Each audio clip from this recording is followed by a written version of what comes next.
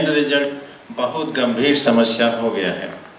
अब इतना गंभीर हो गया है कि गरीब, इसको गरीबी कहेंगे, गरीबी को लोग अभिशाप कहते हैं। गरीबी अभिशाप है, गरीबी नसीब है, गरीबी तकदीर है। लेकिन किसी ने कहा है कि जालिम और जाहिल लोग ही गरीबी को तकदीर का नाम देते हैं। गरीब बनते हैं और बनाए जाते हैं। दूसरा,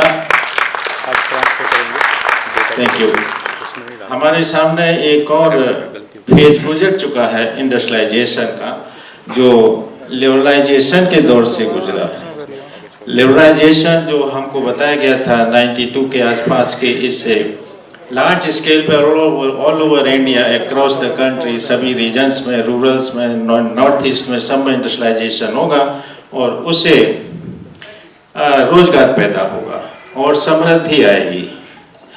लेकिन जब और उस लिबरलाइजेशन के दौरान बहुत मीगर रेट ऑफ इंटरेस्ट पर 0.1% पर कहीं कहीं तो, और 15 और 20 साल के मॉरिटोरियम के साथ हजारों करोड़ जो दिया गया, उसका एंड रिजल्ट हमारे सामने मौजूद है कि after the passing phase of moratorium 15-20 साल बाद वो एनपीए के रूप में हमारे सामने आया।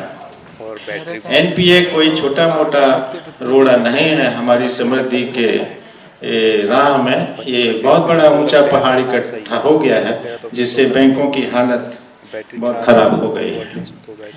अब इस एनपीए का, जिन्होंने एनपीए किया है, हम उनकी ईमानदारी पे शक चाहे ना भी करें, जिन्होंने एनपीए किया है हम उनकी ईमानदारी पे शक चाहे ना भी करें, लेकिन उनकी कार्यकुशलता, कार्यक्षमता, कैपेसिटी और मेरिट इत्यादि पर तो सवाल उठता ही है।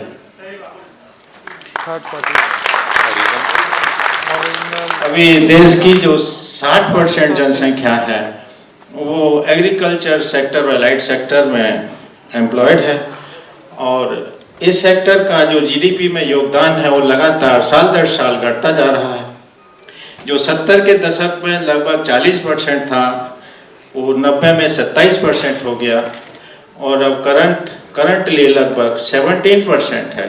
तो साल दर साल जो एग्रीकल्चर सेक्टर की दुर्गति हो रही है, उसके लिए क्या जिम्मेदार है, किन लोगों ने किया? महात्मा फूले ने कहा था कि संस्थाओं के कार्यकलापों का परिणाम इस बात पर निर्भर करेगा कि वो किन लोगों द्वारा, कौन लोग उनके मालिक हैं, कौन उनको लीड करते हैं, कौन उन संस्थाओं को मैनेज करते हैं, और इस बात पर निर्भर करेगा कि संस्थाओं के कार्यकलाप का परिणाम क्या रहता है।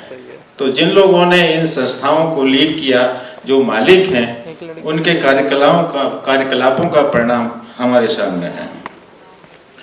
60% से भी ज़्यादा लोग जो एग्रीकल्चर सेक्टर में हैं, उनमें स्मॉल, मीडियम और लेबर लोग, सब लोग शामिल हैं।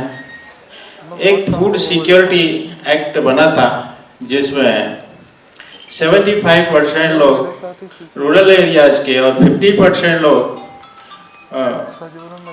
अर्बन सेक्टर के शामिल हैं। तो वो सेक्टर, उतना लोगों का अगर एवरेज निकाला जाए तो लगभग 84 करोड़ के करीब लोगों को फूड सिक्योरिटी चाहिए, और आज का डाटा है कि 80 करोड़ लोगों को 5 किलो अनाज जो दिया जा रहा है, तो वो 80 करोड़ लोग की संख्या